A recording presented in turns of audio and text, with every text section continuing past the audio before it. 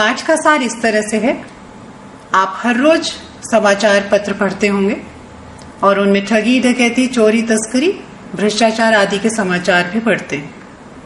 लगता है देश में कोई ईमानदार आदमी नहीं रहा, परंतु लेखक का मत है कि निराश होने की आवश्यकता नहीं है। भारत महान था और रहेगा भी। एक बड़े आदमी ने लेखक से कहा कि देश में फैली बुराइयों का सबसे बड़ा कारण यह है कि यहाँ जो खून पसीना एक करके काम करता है वह भूखों मरता है। धोखे से काम करने वाले और कुछ काम न करने वाले मौज उड़ाते हैं। हमारे बनाए कानूनों में भी कुछ भूले हैं। एक और शताब्दियों से चली आई भावनाएं और मर्यादाएं हैं। दूसरी ओर गरीबों की भलाई के लिए बनाए गए नए नए कानून भी हैं। पुरानी मर्यादाओं और नए कानूनों में जब विरोध और टकराव होता है तो स्थिति बिगड़ती है। संसारी सुखों और बाहरी दिखावे को बहुत अधिक महत्व देने से भी भ्रष्टाचार बहुत बढ़ा है।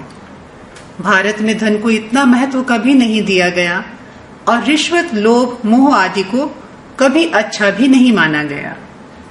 यहाँ करोड़ों पिछड़े हुए और कंगाल लोगों की दशा सुधारने के जो प्रयत्न हुए हैं, जैसे कृषि, दस्तकारी और उद्योगों को बढ़ावा देना, उनमें वास्तविक उद्देश्य पूर्ण नहीं रहा। सारा लाभ बीच के अधिकारी या चालाक धूर्त व्यक्ति खा गए हैं। जितने कानून बनते हैं उतने उनके छिद्र ढूंढकर उनसे बचने के उपाय सोच लिए जाते हैं। आइए क्या उपाय हैं जान लेते हैं। लेखक का मत है कि केवल कानून बनाने और उसके भय से भ्रष्टाचार समाप्त नहीं हो सकता। भारत की परंपरा के अनुसार कानून से धर्म को अधिक मान दिया जाना चाहिए। लोग कानून से उतना नहीं डरते जितना धर्म से डरते हैं।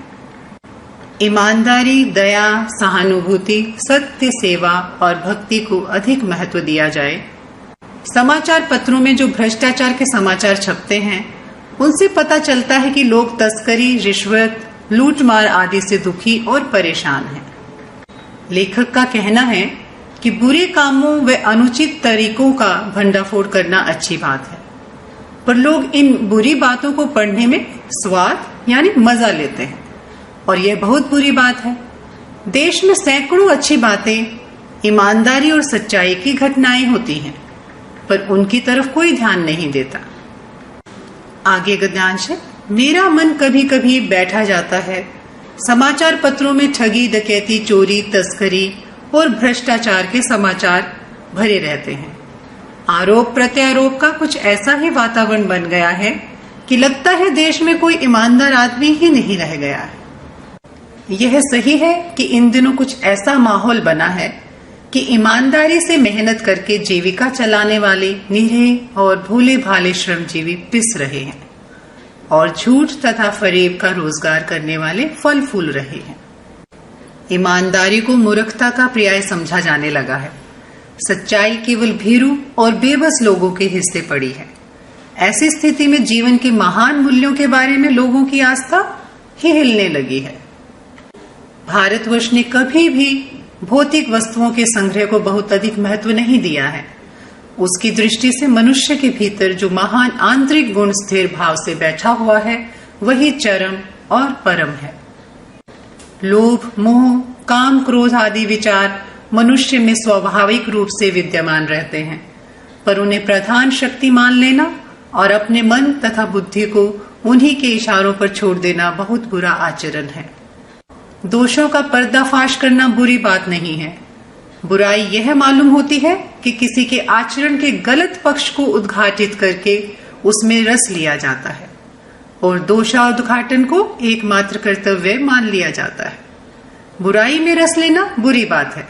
अच्छाई को उतना ही रस उजागर न करना और भी बुरी बात है।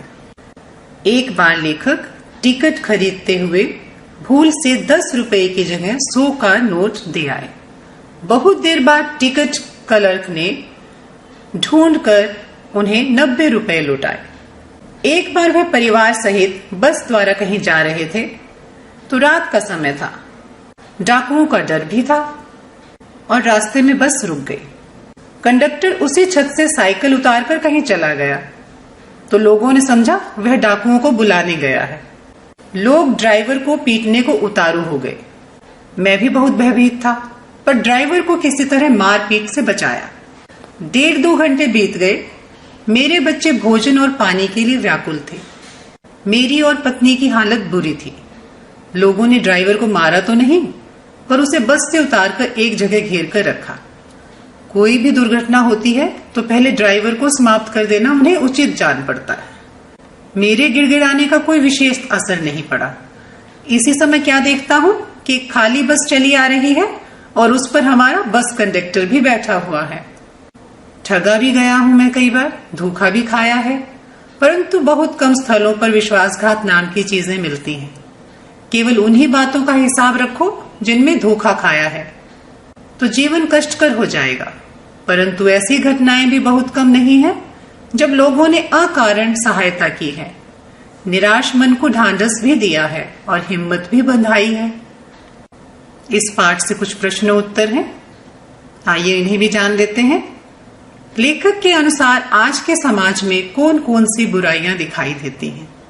तो इसका उत्तर है, लेखक के अनुसार आज के समाज में निम्नलिखित बुराइयां दिखाई पड़ती हैं, जैसे ठगी, डकैती, चोरी, तस्करी और भ्रष्टाचार की बुराइयां।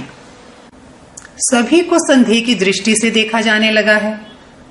लोग एक दूसरे के दोष ढूंढते हैं और उन्हें बढ़ा चढ़ाकर भी दर्शाते हैं। दूसरा प्रश्न है, लेखक दोषों का पर्दाफाश करते समय किस बात से बचने के लिए कहता है? तो इसका उत्तर है, लेखक दूसरे के दोषों का पर्दाफाश करते समय उसमें रस लेने की प्रवृत्ति से बचने के लिए कहता है। उसे दोष को सामान्य ढंग से ही कहना चाहिए, चटकारे लेकर नहीं। तीसरा प्रश्न है, भ्रष्टाचार आदि के विरुद्ध आक्रोश करना किस बात को प्रमाणित करता है? इसका उत्तर है, भ्रष्टाचार आदि के विरुद्ध आक्रोश प्रकट करना इस बात को प्रमाणित करता है कि हम ऐसी चीज को गलत समझते हैं और समाज में उन तत्वों की प्रतिष्ठा कम करना चाहते हैं जो गलत तरीके से धन या मान संग्रह करते हैं।